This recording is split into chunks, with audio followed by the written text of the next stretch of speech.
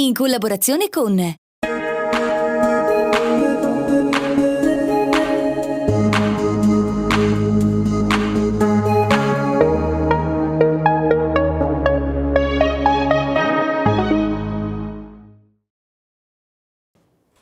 Cari amici, cari amiche, cari amiche, cari amici, sempre meglio dare lo spazio alle donne prima perché sono il bene del mondo. Cosa dici Armando, tu che ami le donne?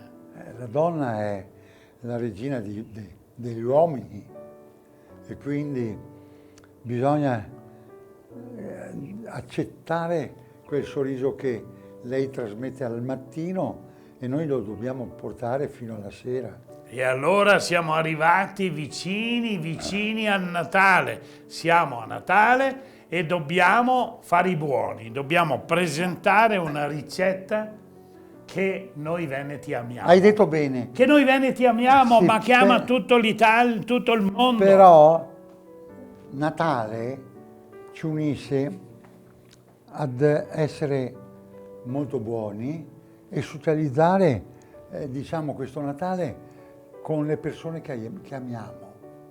E questa è una cosa importantissima, dare questo show di Natale in questa veste. E allora, maestro, vado a presentare il capolavoro che lei ha preparato per i nostri amici. E lo chiamiamo profumo di Natale. Capone al melograno con patate al forno guarnito di mirtilli. È qualcosa di diverso, qualcosa di straordinario, Certo, poi certo. un mirtilletto ce lo mangiamo pure noi. A Natale la tavola si veste di tradizione, calore e sapori che sanno di festa.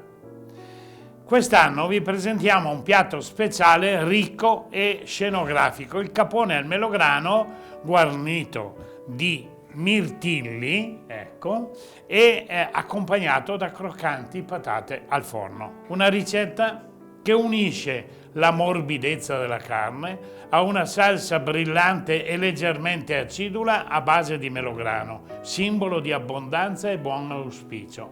Il risultato è un secondo piatto raffinato, raffinatissimo direi, profumato.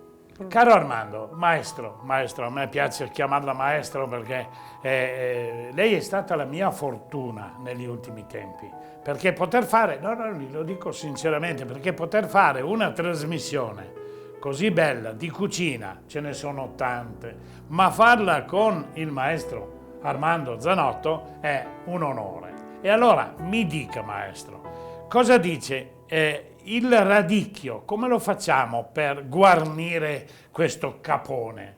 E questo qui ovviamente ideale sarebbe di farlo alla griglia. Purtroppo tutti non abbiamo una griglia a carbone, a legna che si può fare, però si può fare in una padella antiaderente che viene fuori molto molto bene.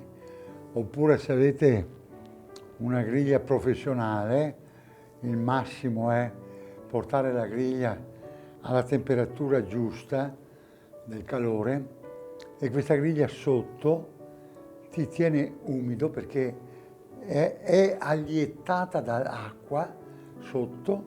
Qualsiasi cosa che tu cuoci in questa griglia mantiene tutto morbido, tutto una cosa innovativa questo sistema di cottura. Ad ogni modo noi lo presentiamo in una padella antiaderente che riesce bene anche qui.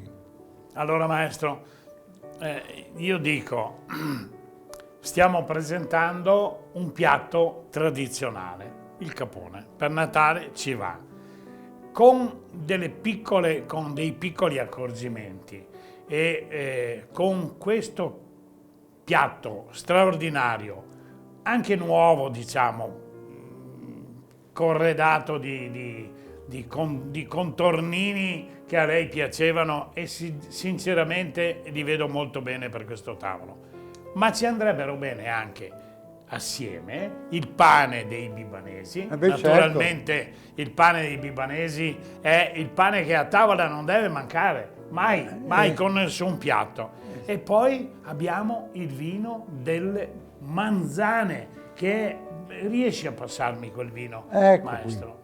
Ecco, ve lo voglio proprio prendere fra le mani perché è un fuscato e adesso andiamo a farci dire dalla Anna delle Manzane qualcosa su questo vino.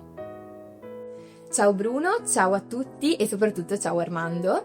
È arrivato il momento delle feste, i pranzi, le cene di Natale e in abbinamento al cappone con i mirtilli vi consiglierei il Fuscato.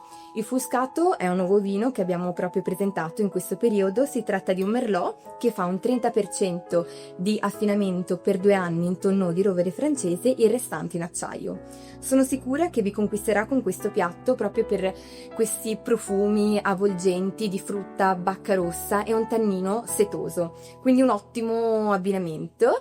E nulla, ve lo consiglio e vi auguro tanti auguri di buone feste, di buon Natale. Hai sentito, maestro? Sì. Hai sentito la dolcezza della voce di Anna? Come ti presenta un vino? Ma è straordinaria questa ragazza. Certo. È un'enologa, eh? Cioè, Beh, certo, non certo. è soltanto una delle figlie del titolare delle Manzane. È una ragazza che ha studiato e si sente, e ha una grazia straordinaria a presentare il vino. Mi piaci, Anna, mi piaci. E allora a questo punto cosa facciamo? Andiamo, Matteo, dici che andiamo a elencare quella che è la ricetta. Capone al melograno guarnito, come abbiamo detto prima, l'abbiamo detto in vari modi. Per il capone, un capone 2 kg, 2 kg e mezzo, 2 melograni, un bicchiere di vino, un bicchiere di brodo. Attenzione, io le dico molto veloci, però scorreranno anche sotto, perciò ve lo riguardate poi il filmato e vedete anche la ricetta. Una costa di sedano, 2 spinaci, 2 spicchi d'aglio, rosmarino, salvia, alloro, olio extravergine, sale e pepe quanto basta, QB quanto basta, un cucchiaio di miele facoltativo per arrotondare la salsa.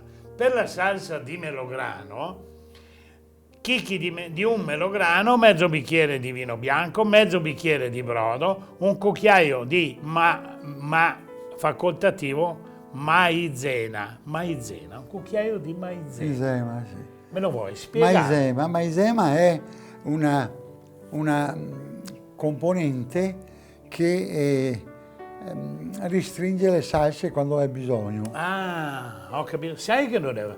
Ma che vergogna. Ma no, ma è... Ma un cuoco come me che non sa cos'è il maizena. Che dice? Mi dà, da 1 a 10 quanto mi dà? 0. No, 0. Ti do... 1. No, dai, ti do 7. 7. È un onore, maestro, avere 7 da lei. Abbiamo detto, siamo arrivati alla preparazione, naturalmente. Pulire il capone, asciugarlo e massaggiarlo con sale. Un bel massaggio col sale che penetri nella carne. Pepe e un filo d'olio, inserire nella pancia uno spicchio d'aglio, un rametto di rosmarino e alcune foglie di salvia. In una teglia capiente soffriggere cipolla, carota e sedano, tagliati grossolanamente naturalmente perché restano dei bei pezzi, lasciano il loro sapore, il sapore della verdura. Adagiare sopra il capon. Chiamiamo anche il capone perché noi altri parliamo anche italiano. Sì, sì. E il capone è il capon e noi altri veneti caponco e patate. Che sia al capone. No, il capone è un po' più a sud. E farlo rosolare su tutti i lati, che sia ben rosolato perché è importante che sia rosolato su tutti i lati. Sfumare con un bicchiere di vino bianco, quello è il momento più bello per me. Quando il capone o il pollo o qualsiasi, anche l'arrosto, arriva al momento della sfumatura col vino bianco. Che grida vendetta nel senso buono. Ho sete, anafemi. Che È sete. vero, maestro, lei io non la cambierò mai, maestro. Bene, aggiungere dei chicchi melograno e il bicchiere di brodo, infornare a 180 gradi per 2 ore, ragazzi, per 2 ore. Per 2 ore diventa qualcosa di straordinario. comunque fate attenzione, andate a pungolare ogni Ma- tanto, vero maestro? Ascolta, A tu pungolare. devi, le signore, le nonne, le mamme, quando si trovavano davanti a un capone così, avevano quella cultura che non tutti hanno, di fare la cottura lenta, che il capone e il pipa, pian, puff, puff, puff, che adesso sta una moda che non vi dico, te parla con i giovani, adesso ti no, che cotture lente, te qua, le cotture che non hai e femo veloci, tutto sbagliato. Il suo momento è stato un momento di poesia. Di poesia, è la verità, quello che dice, farlo andare pian pianino, guardarlo, girarlo con cura, con grazia, e le Certo. nostre nonne sapevano Sì. farlo. Bene, adesso non mi ricordo dove sono arrivato, però siamo alla salsa. No, dicevo, per circa 2 ore, eravamo arrivati alle 2 ore, bagnando di tanto in tanto con il fondo di cottura.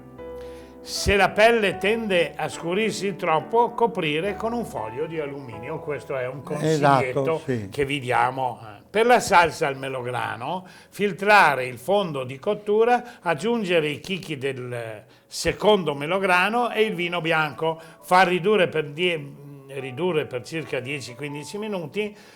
Per una salsa più densa, sciogliere la maizena, che avevamo detto prima, in un cucchiaio d'acqua e aggiungerla alla salsa, assaggiare, quello è importante, assaggiare sempre. Sempre. Difatti noi cuochi, quando siamo in cucina, assaggia oggi, assaggia domani. Ma quando eri... diventiamo di un quintale. Ma voi sapete questo signore qui, quando era a Torino, faceva il cuoco, È vero. faceva il cuoco, e ti dico che anche non era un cuoco proprio da strapasso, era un cuoco che dava dimostrazione di fare cucina a non so quanta gente che mangiavano a mezzogiorno e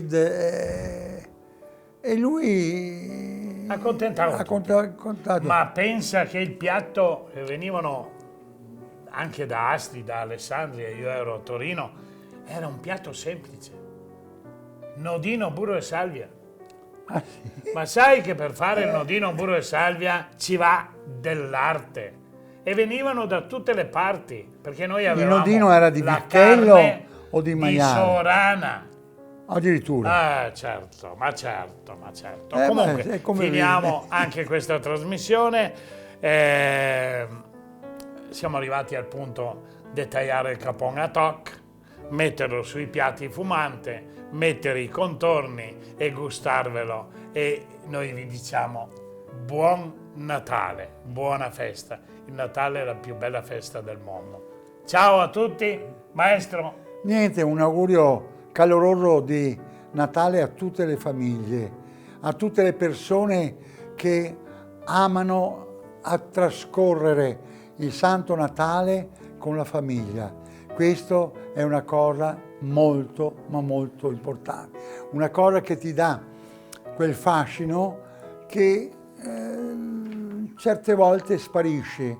Invece il Natale è quel momento che tutte le famiglie si trovano unite a dare festa a questo Santo Natale, e quindi cercate anche voi, le persone che sono da sole, le persone che non hanno quel momento di poter trascorrere il Natale perché sono sole, cercate di dargli un aiuto, di dare questa possibilità che anche loro gioiscono di questo Santo Natale. Tanti auguri di buon Natale. Maestro, è vero, Natale nasce Gesù, Certo. no? È la festa della famiglia. Dobbiamo viverlo con un po' più di cristianità. Bravo. Tornare un po' indietro e Sì. rivivere la festa. Bravo, tornare un po' indietro. Nella cristianità. Ciao a tutti, auguri, buon Natale. Buon Natale a tutti. in collaborazione con